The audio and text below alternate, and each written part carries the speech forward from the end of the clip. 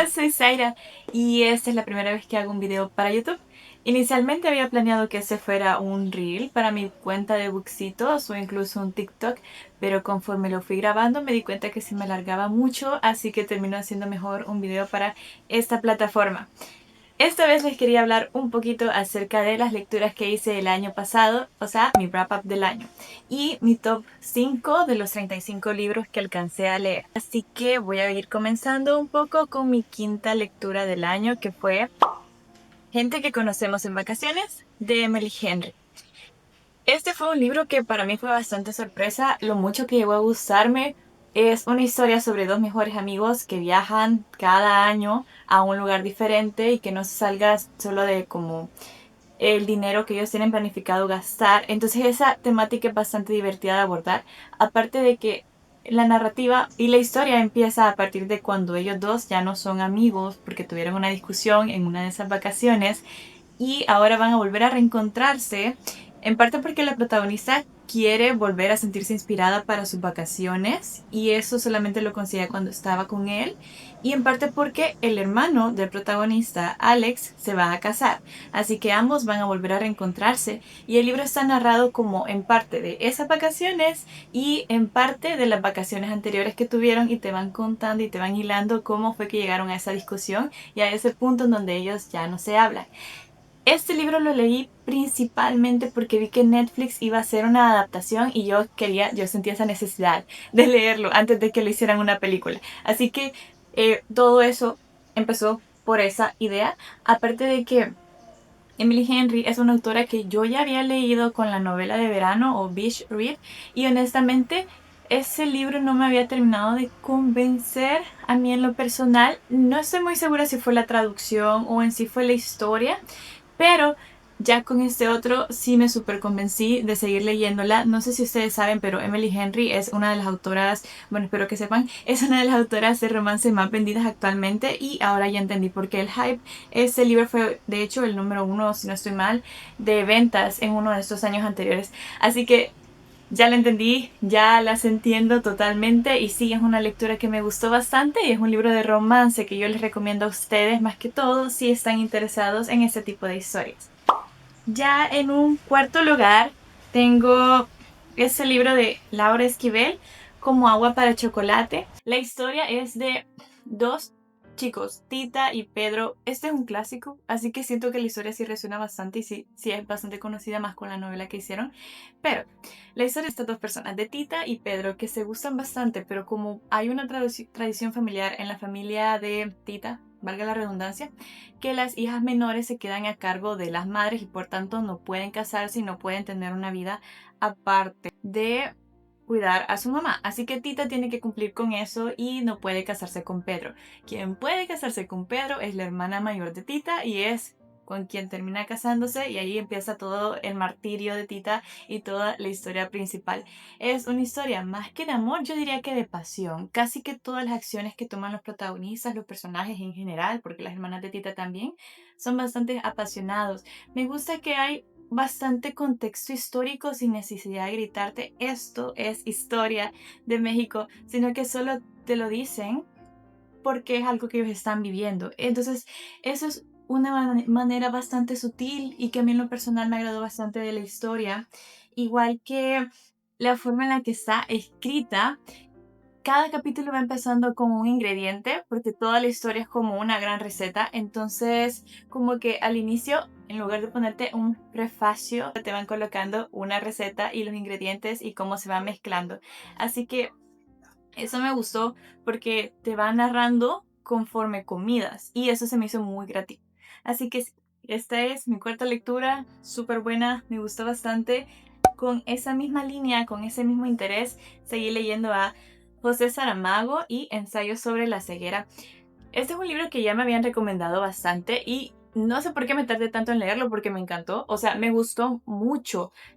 Me gusta la forma en la que escribe José Saramago. Esa es la primera vez que lo leo, pero me gustó bastante y estoy consciente de que sus demás libros siguen como la misma narrativa, el mismo estilo, eh, que es una idea simple, pero llevada al extremo o que se complejiza un poco más, que es lo que pasa en Ensayo sobre la ceguera, que es una historia de una epidemia de ceguera en una ciudad, como empezando con una sola personita que se queda ciega y luego se extiende porque es súper contagioso, no puedes ver a una persona, no puedes estar cerca de una persona porque tú también te quedas ciego.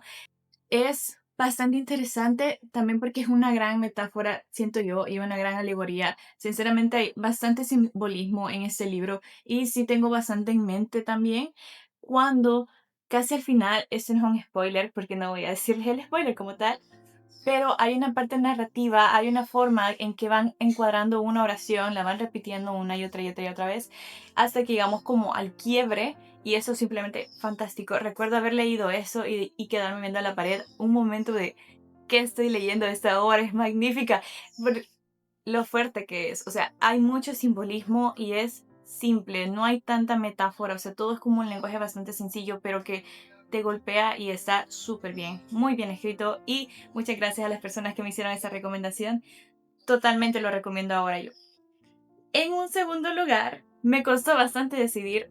Realmente mi primera lectura quería que fuera un top compartido porque me costó bastante decidir, pero tengo a Mañana, Mañana y Mañana de Gabriel Seban o Sevin, no sé cómo se pronunciará.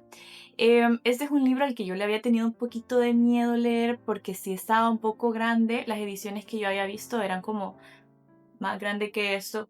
O sea, ahorita se ve como un libro normal, pero la letra es un poco pequeña e igual la cantidad es casi de 500, no, 400 páginas, pero siempre es como bastante grande. Así que no lo había leído por eso, aparte de la temática no me terminaba de convencer, pero ahora sí ya lo puedo recomendar con total convicción.